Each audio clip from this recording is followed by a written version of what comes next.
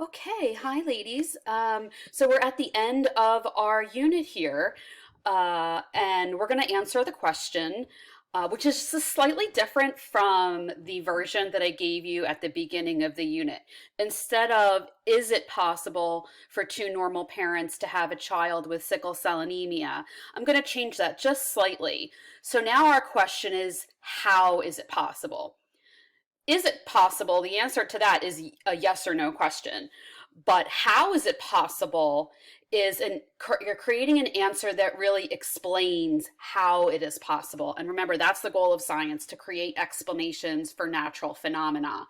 So the phenomenon here is that there's a mom and a dad, and neither of them have sickle cell disease. And that's what I mean by, at the top of the page, it says SCD, to have a child with sickle cell disease.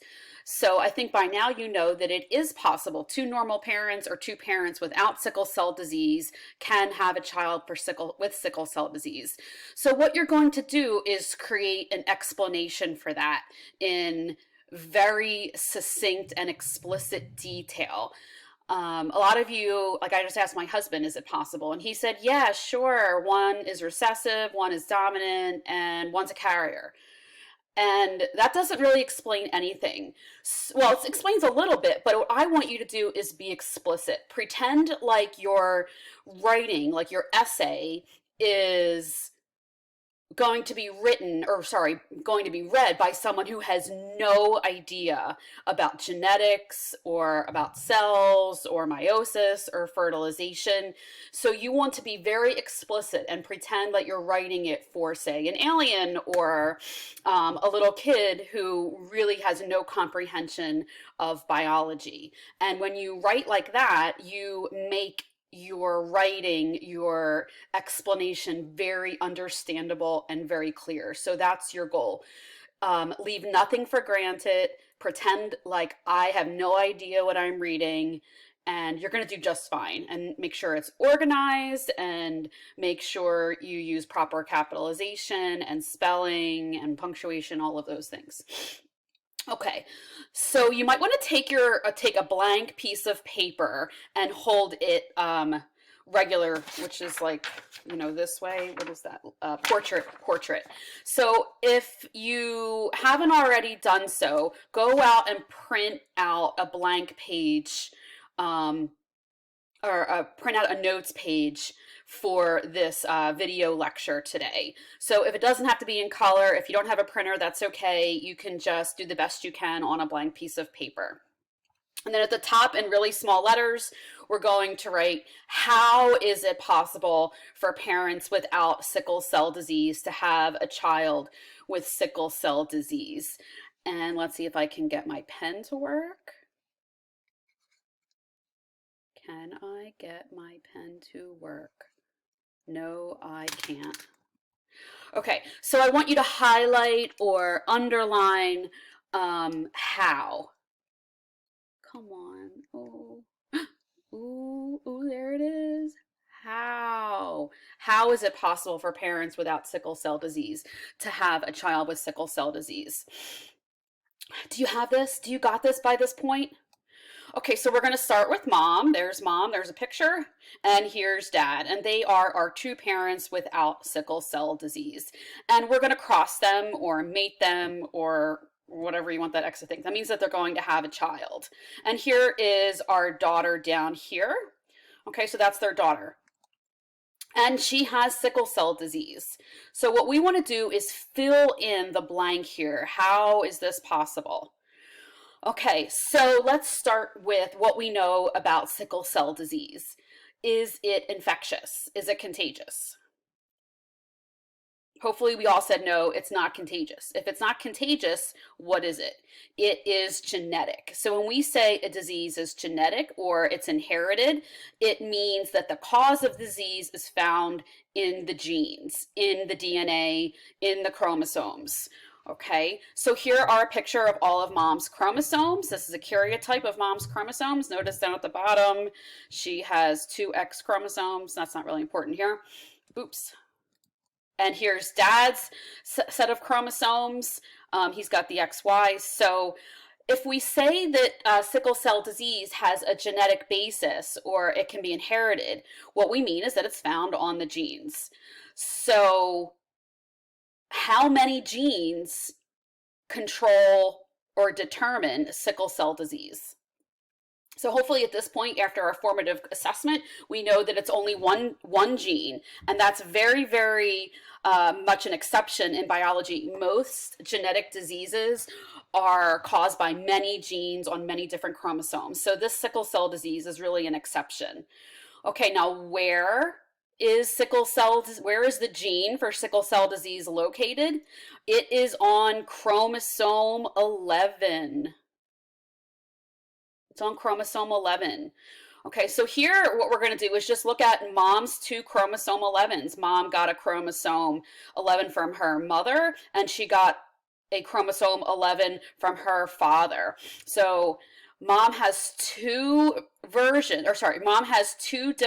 chromosome 11s. So there's a gene for hemoglobin on chromosome 11, and there's a gene for hemoglobin on this chromosome 11. We have two copies of the gene for hemoglobin, and it's that gene for hemoglobin that causes sickle cell disease. Okay, so let me just back up the truck here. Okay, so here are mom's chromosome 11s, and here are dad's chromosome 11s. So what do the parents need to have? What versions of the genes do they need to have? Well, hopefully we've all figured out by this point that on one chromosome 11, mom has the normal version of chromosome 11. And so I don't want you really writing big A's and little a's in your essay. We just use this as a representation when we're drawing it out. Mom has the normal gene or the normal allele for chromosome 11 on one of her chromosome 11s. So let's just see if we can write normal over here. The normal version, the normal allele for for hemoglobin. But on the other chromosome 11, she has the abnormal allele for chromosome 11. Okay, so this means she's a heterozygote. She has two different alleles, a normal version of the gene and an abnormal version of the gene. Okay, so why did we represent one allele with a capital A and the other allele with a lowercase a? Well, it's because the normal version of hemoglobin is dominant. It's a dominant allele. What that means is that if a person has two different alleles, and mom does in this case, if the person has two different alleles for a gene, one of them seems to be the only one affecting the organism. Okay, so even though mom has two different alleles here, she only seems to have big A because she doesn't have sickle cell disease, right? This is the sickle cell allele, and this is the normal hemoglobin allele. So that's why we say dominance. We don't ever say overpower. We don't say stronger. We don't say more popular. We don't say better. A dominant allele is an allele that seems to be the only one affecting the trait when a person has two different alleles. And the trait here is the presence or absence of sickle cell disease. Okay, so over here, hopefully by now we've all know that dad also has to have the normal allele and an abnormal allele on the other chromosome. Okay, so I'm just going to make some more space here. Okay, so what do these normal alleles do? Well, or these two alleles do? Well, this one right here, this is just a portion of the nucleotide sequence of hemoglobin. So there's a whole lot more nucleotides this way and a whole lot more nucleotides this way. This is just a portion of the gene for normal hemoglobin. So it goes proline, glutamic acid. And really there's a whole lot more proteins. And here's that sequence of nucleotides that codes for the normal hemoglobin. The little a allele that's found on this chromosome, so this sequence refers to the little a allele, and this sequence over here refers to the allele on this chromosome. So here's our DNA sequence, and you can see that there's a change, there's a substitution, there's a mutation there. And instead of having proline, glutamic acid, we've got proline, valine, and glutamic acid. So maybe you just want to take your highlighter and highlight the T there, and then highlight the valine, because that's really the problem. Okay, now dad has the same thing. He has a big A allele on one chromosome. On this chromosome, he's got the big A, and then on the other chromosome, he has the little a. So he has the normal version and the abnormal version. And again, this is just a segment or a piece of the whole sequence of nucleotides for hemoglobin. Okay, so what happens as a result of having this specific sequence of nucleotides? Well, as a result, you get normal hemoglobin from this when this gene is expressed on this chromosome, meaning when transcription and translation happens, that we learned about a couple units ago. When this gene is expressed, you get normal hemoglobin. Now, with sickle cell anemia, you also get abnormal hemoglobin too if the person's heterozygote. You don't have to focus on that for your essay, for your argument. So I'm only going to show you normal hemoglobin here, but actually the person would make abnormal hemoglobin here as well. But the important thing is that there's enough of this gene product, enough of normal hemoglobin to overcompensate for the abnormal hemoglobin here. So you don't have to worry about that. Okay, and the same thing with dad. Dad makes enough normal hemoglobin. But if you looked at their blood, they would actually have abnormal red blood cells as well as normal red blood cells. Let's see if I can move my thing down. Okay, so as a result of having normal hemoglobin here, we have our normal hemoglobin molecules, and they don't stick together. Same thing with dad. So then their red blood cells would look like this. Oh, everything's hunky-dory and everybody looks good.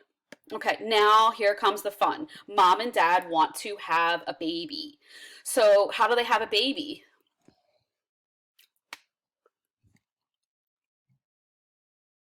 In order to have a baby, what has to happen? Do they pass their red blood cells on to their child?